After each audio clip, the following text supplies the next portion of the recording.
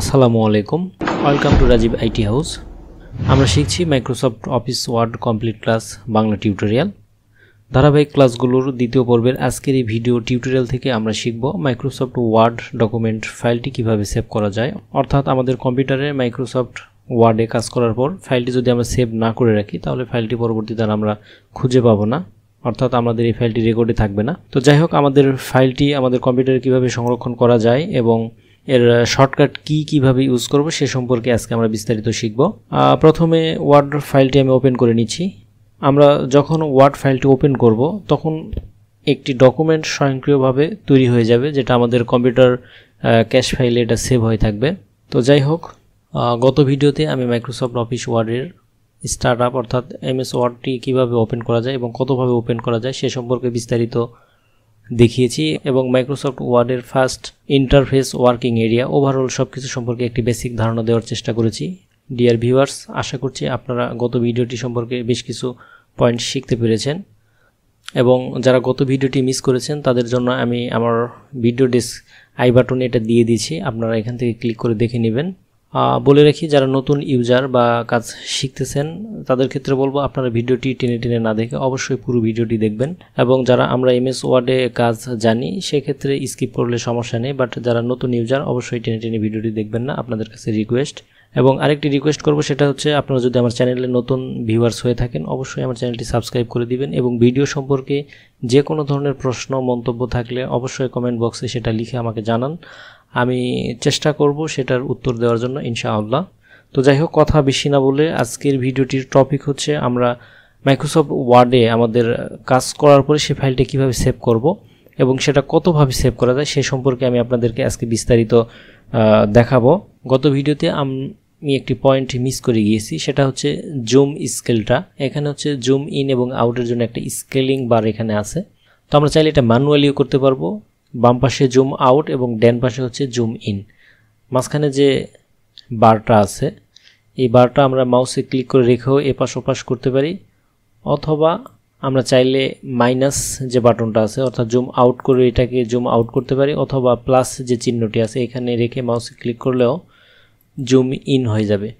এবং এটার shortcut key হচ্ছে, আমরা যখন কিবোর্ড থেকে কন্ট্রোল কি প্রেস করে মাউসের স্ক্রলিং বারটা আপ ডাউন করব তখনও কিন্তু এই ফাইলটা জুম ইন এবং জুম আউট হবে। আমি আরেকটি পয়েন্ট বলে নিচ্ছি, যারা নতুন ভিডিও দেখতেছেন এবং কাজ শিখতেছেন সেক্ষেত্রে আপনারা একটি নোট রাখতে পারেন, প্রত্যেকটি পয়েন্ট নোট করবেন।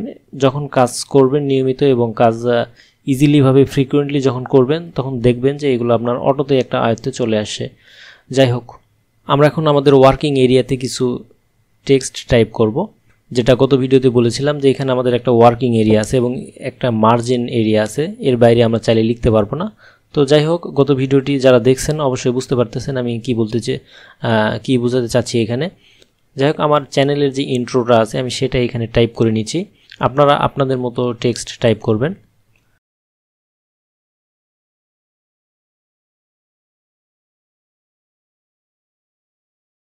ডকুমেন্ট টাইপ করা শেষ হয়েছে। তো এবার আমরা ফাইলটিকে সংরক্ষণ করব। তো আমরা ফাইলটিকে সংরক্ষণ করার জন্য বেশ কয়েকটি ওয়ে পাবো এমএস ওয়ার্ডে। প্রথমত আমরা চাইলে এখান থেকে আমাদের কম্পিউটার স্ক্রিনের লেফট পাশে একটি সেভ বাটন আছে, তো এইটাতে প্রেস করে আমরা এই ফাইলটিকে সেভ করতে পারবো। পরের অপশনটি হচ্ছে ফাইল অপশন থেকে। এখানে আমাদের দুইটা অপশন আছে, লক্ষ্য করলে আপনারা দেখতে পাচ্ছেন এখানে সেভ এবং সেভ অ্যাজ। তো এর আগে আমি একটু বলে নিই, আমাদের যদি ডকুমেন্টটি নতুন হয়ে থাকে তাহলে আমরা সেভ বাটনে ক্লিক করলেও আমাদের ফাইলের নেম দিয়ে সেভ করতে হবে এবং সেভ বা সেভ অ্যাজ এই তিনটা অপশনই সিলেক্ট করলেই আমাদেরকে নতুন লোকেশন সেট করতে হবে, প্লাস এই ফাইলটি সেভ করতে হবে। তো সেক্ষেত্রে আমাদেরকে নতুনভাবেই সেভ করতে হবে এটা। আদারওয়াইজ যদি আমার আগে থেকে এই ফাইলটা আমাদের কম্পিউটারে আগে কাজ করেছি, ফাইল সেভ ছিল, সেক্ষেত্রে যদি আমরা এখানে সেভ বাটনে প্রেস করি তাহলে আমাদের এই ফাইলটি সেই আগের ওই ফাইল লোকেশনে গিয়ে এই আপডেট ফাইলটি সেভ হয়ে থাকবে। তো আমরা ম্যানুয়ালি এই ফাইলটি সেভ করব, এরপরে ফাইলে ক্লিক করব, এরপরে সেভে ক্লিক করব। সেভে ক্লিক করার পরে এখানে আমাদের অপশন দেখাচ্ছে যে আমরা এখানে কোন ফাইলটি নিতে চাচ্ছি। তো আমরা এখানে ব্রাউজে ক্লিক করব এবং আমরা চাচ্ছি এটা আমাদের ফাইলটা ডেস্কটপে সেভ করব, তাই আমি ডেস্কটপটাকে সিলেক্ট করে নিচ্ছি। এখানে ফাইল নেমটা আমাদেরকে দিতে হবে, আমি এখানে দিচ্ছি মাই ফার্স্ট ডকুমেন্ট এবং সেভ অ্যাজ টাইপ এটা হচ্ছে ওয়ার্ড ডকুমেন্টই থাকবে এবং আদার্স সব অপশন এইভাবে রেখেই সেভ করে দিব। গত ভিডিওতে আমি দেখিয়েছিলাম আমাদের টাইটেল বার। তো আমি যখন এটাকে সেভ করলাম আপনারা লক্ষ্য করলে দেখতে পাচ্ছেন এখানে মাই ফার্স্ট ডকুমেন্ট অর্থাৎ আমার ডকুমেন্টের যে টাইটেল ছিল সেটা এখানে শো করতেছে। আমি যে ফাইলটি আমার ডেস্কটপে সেভ করলাম সেটা আপনারা দেখতেই পাচ্ছেন মাই ফার্স্ট ডকুমেন্ট নামে ফাইলটি সেভ হয়েছে। তো এটা ছিল সেভ অপশনের কাজ। তো আমি আমার এই টাইপের ভিতরে কিছু চেঞ্জ নিয়ে আসবো এবং দেখব আমরা সেটা আপডেট পাই কিনা। যেটা বলেছিলাম যে আমরা সেভ বাটনে ক্লিক করলে আমাদের আপডেটেড ফাইলটা সেই লোকেশন ফাইলে গিয়ে সেভ হয়ে যাবে। তো আমি এখানে welcome to Rajib IT house এবং সেকেন্ড লাইনটাকে বোল্ড করে দিব এবং টেক্সটটাকে একটু বড় করে দিব, এত বড় না, হ্যাঁ ঠিক আছে। এটা এরপর বোল্ড করে দিচ্ছি এটাকে এবং নিচের কিছু অপশনটাকে আমি বোল্ড করতেছি। Please like share and comment, এটাকে একটু বাড়িয়ে বোল্ড করে দিচ্ছি। এইটুকু আমি আপডেট রাখলাম। এখন সেভ বাটনে ক্লিক করব, এরপর ফাইলটাকে ক্লোজ করে দিব। দেখব আমার ফাইলটা আসলে কতটুকু আপডেট হিসেবে সেভ হয়েছে। তো আমি আবার মাই ফার্স্ট ডকুমেন্টে ক্লিক করে নিচ্ছি।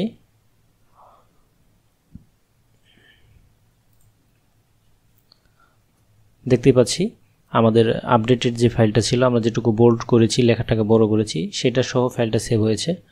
অর্থাৎ আমরা যখন কোনো মাইক্রোসফট ওয়ার্ড ডকুমেন্টকে নতুনভাবে ক্রিয়েট করব, প্রিভিয়াসলি কাজ করা নেই, সেই ফাইলটা যদি হয় তাহলে আমাকে ফাইলটি সেভ করার জন্য লোকেশন সিলেক্ট করতে হবে, ফাইল নেম দিতে হবে এবং তারপরে ফাইলটাকে সেভ করতে হবে। বাট আমাদের ফাইলটা যদি আগে থেকেই কাজ করা থাকে, বাট পরবর্তীতে আমরা কিছু চেঞ্জেস বা আপডেটেড করলাম, তারপর যখন আমরা সেভ বাটনে ক্লিক করব আমার এই ফাইলটা সেম ফাইলে গিয়েই আপডেটেডভাবে সেভ হয়ে থাকবে। তো আশা করি আপনারা বুঝতে পেরেছেন। এরপরে যে অপশনটি আমি দেখাবো সেটা হচ্ছে সেভ অ্যাজ, অর্থাৎ আমরা যতক্ষণ সেভ নিয়ে কাজ করলাম, যে আমাদের পূর্বের নতুন ফাইল ছিল সেটাকে সেভ করলাম, লোকেশন দিলাম, ফাইল নেম দিলাম, দিয়ে সেভ করলাম, জাস্ট এনাফ। বাট এবার আমরা দেখব সেভ অ্যাজ অপশনে আসলে কি কাজ। সেভ অ্যাজ অপশনের কাজ হচ্ছে আমার যে ডকুমেন্টটা আছে এই ডকুমেন্ট থাকা অবস্থায় আমি চাইলে এই ডকুমেন্টটাকে অন্য কোনো নামে সেভ করতে পারবো আপডেটেড ফাইল হিসেবে। তো আমরা সেটাই দেখতেছি। সেভ অ্যাসে যখন আমরা ক্লিক করব, এখানে আবারও আমরা যখন ফার্স্টে একটা ডকুমেন্ট নিয়ে সেভ করতে যাচ্ছিলাম যে ইন্টারফেসটা পাইছি, আমরা কিন্তু এখনও সেই ইন্টারফেসটাই পাচ্ছি। তো আমি ব্রাউজারে ক্লিক করে দিচ্ছি এবং এখান থেকে ডেস্কটপটাকেই সিলেক্ট করব এবং ডেস্কটপটাই সিলেক্ট আছে এখানে। তো আমি মাই ফার্স্ট ডকুমেন্টটাকে আমি এখানে টাইপ করে দিচ্ছি যে ডকুমেন্ট 2, এখানে সেভ অ্যাজ টাইপ ওয়ার্ড ডকুমেন্টকে রেখেই আমি সেভ করে দিচ্ছি। তো এরপর ফাইলটাকে যখন ক্লোজ করব, তো দেখতে পাচ্ছি আমরা এখানে আমাদের ওয়ার্ড ডকুমেন্ট 2 নামে একটা ফাইল ক্রিয়েট হয়েছে এবং মাই ফার্স্ট ডকুমেন্ট নামে আগের একটা ফাইল ছিল এবং আপডেটেড যে ফাইলটা সেটা হচ্ছে মাই ফার্স্ট ডকুমেন্ট নামেই ক্রিয়েট হয়েছে। তার মানে হচ্ছে আমরা যখন নতুন কোনো ডকুমেন্ট নিয়ে কাজ করব সেটা আমাদের সেভ করতে গেলে লোকেশন প্লাস ফাইল নেম দিয়ে সেভ করতে হবে এবং সেই ফাইলটাকে যদি আমরা নতুনভাবে আবারও সেভ করতে চাই, সেভ অ্যাজে ক্লিক করে আমরা আমাদের নতুন লোকেশন এবং নতুন ফাইল নেম দিয়ে সেটাকে সেভ করতে পারবো। মাইক্রোসফট ওয়ার্ড ডকুমেন্টে ফাইল সেভ করার শর্টকাট কি হচ্ছে কন্ট্রোল এস, অর্থাৎ কন্ট্রোল এস প্রেস করে আমরা এই সেভ অপশনটা নিয়ে আসতে পারবো এবং আমরা ফাইলটাকে সেভ করতে পারবো।